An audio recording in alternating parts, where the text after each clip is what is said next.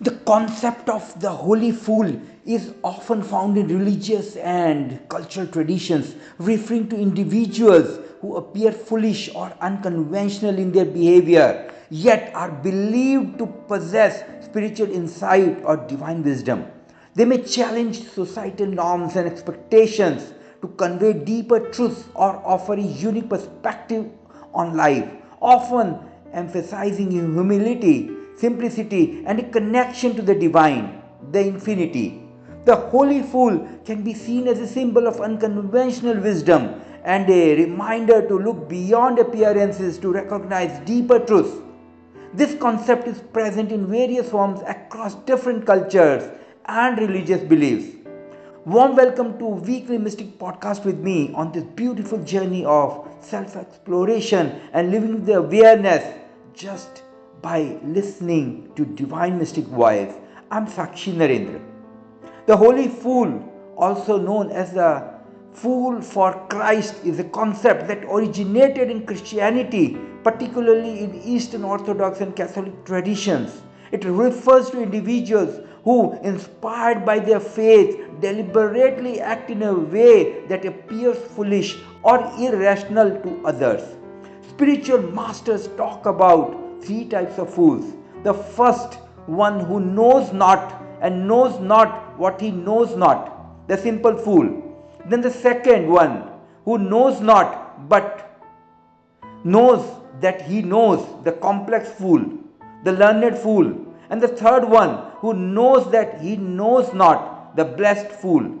Everybody is born as a simple fool. That is the meaning of simpleton. Every child is a simple fool. He knows not that he knows not. He has not yet become aware of the possibility of knowing. That is the meaning of the Christian parable of Adam and Eve. God said to them, "Don't eat the fruit of the tree of knowledge." Before that accident of eating the fruit of the tree of knowledge, they were simple fools. They knew nothing. Of course, they were tremendously happy because when you know not, it is difficult to be unhappy. Unhappiness needs a little training. Unhappiness needs a little efficiency to create it. Unhappiness needs a little technology. You cannot create hell without knowledge. How can you create hell without knowledge?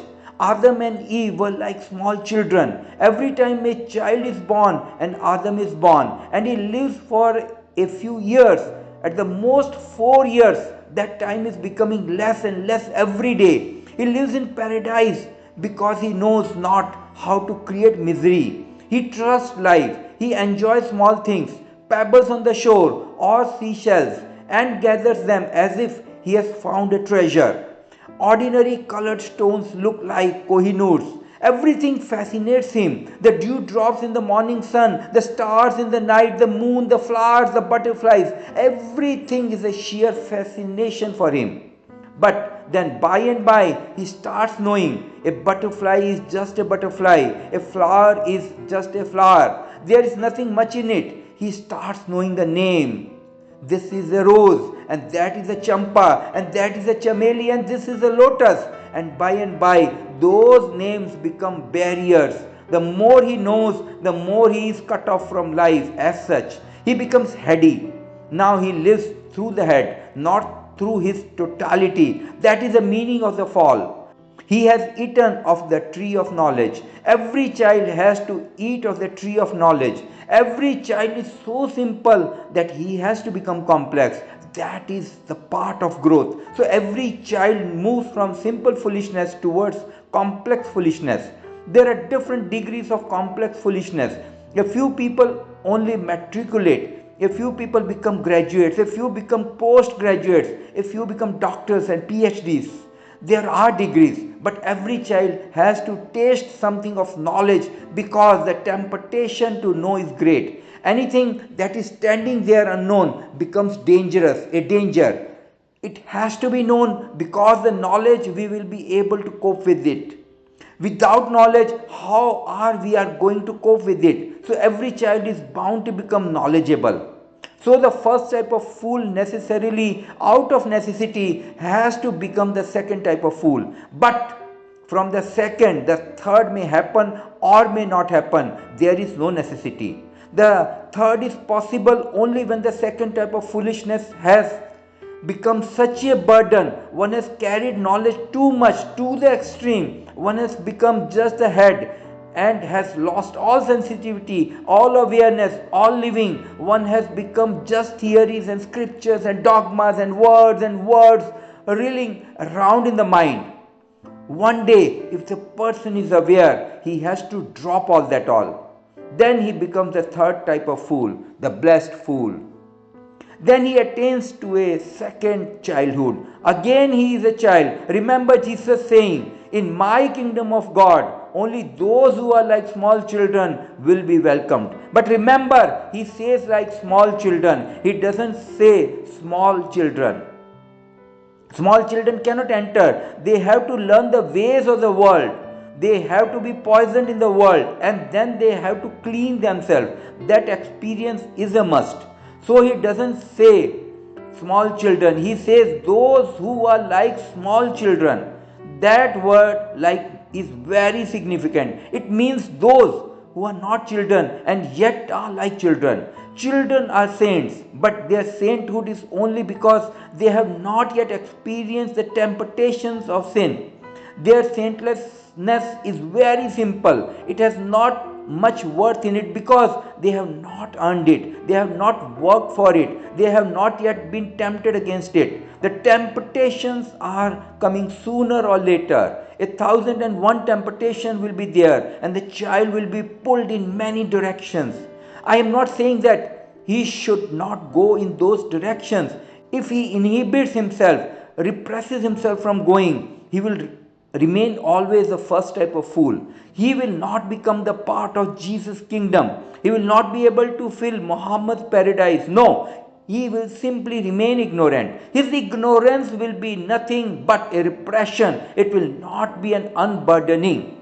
First, he has to attain to knowledge. First, he has to sin. And only after sin and knowledge and disobeying God and going into the wildness of the world, going astray, living his own life of the ego, will he become capable one day to drop it all. Not everybody will drop it all. All children move from the first foolishness to the second, but from the second only a few blessed ones move to the third.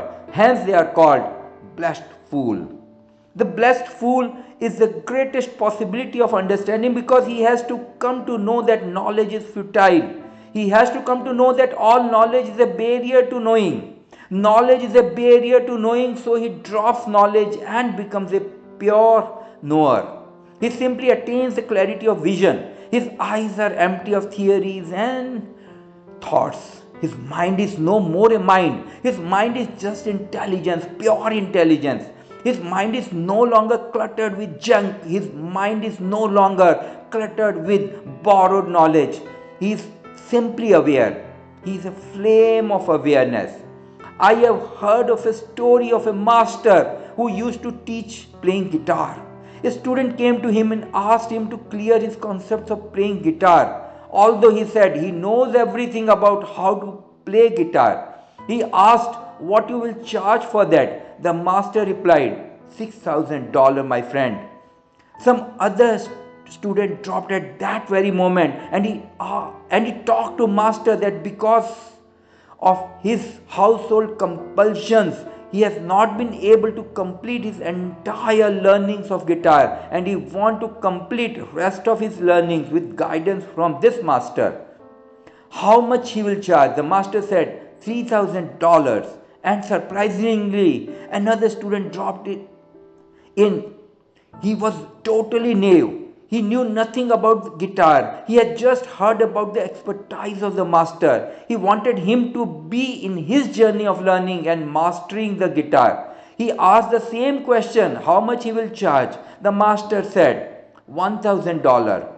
The wise man who knew everything about playing guitar, except the finer concept, questioned the master why he is charging so heavily for him when he knew everything about guitar. The master answered, it is because firstly I need you to empty what you know. You need to forget all your learnings and then you will have to relearn.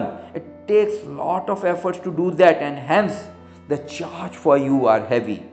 The Pandits know and yet doesn't know because he has not known it as his own experience. He has listened, memorized, he's a parrot, a computer at the most. The Pandit has the knowledge which is really not knowledgeable, but ignorance in the garb of knowledge, ignorance in the disguise of knowledge. It is a corruption, it is a corrupt state of mind. When a person is ready to drop all his knowledge, theories, and looks directly into life as it is, has no ideas about it, allows reality as it is, encounters reality with no knowledge about it, allows that which is to have its flowering, that is the holy fool. He is a child, what Jesus talks about. He is not really a child, he is like a child. Jesus says, blessed are the fools because they shall inherit all the blessings of existence. Once a seeker is ready to shed all his knowledge, get ready to be like a child again, he is reborn. In Indian mythology, spiritual masters call it Dvij, twice born. The first birth is from the parents and the second from the master. The holy fool requires tremendous obedience, innocence. When people come to me for solutions to their problem, I personally find most of them full of so much knowledge, theories, presumptions that it becomes so difficult to explain them to be empty. Only few courageous people take a jump from the second to the third and become holy fool. It is a quantum leap. This transformation is only for the very courageous. In fact, for the daredevils. It is not for the cowards. Blessed are the ones who want to be on the journey of becoming a holy fool, and this is possible only through deep desire and through grace. Thank you for being part of the Mystic Podcast and giving me the opportunity to serve. Please subscribe to our YouTube channel and stay connected with us for more life transforming podcasts and continue exploring yourself.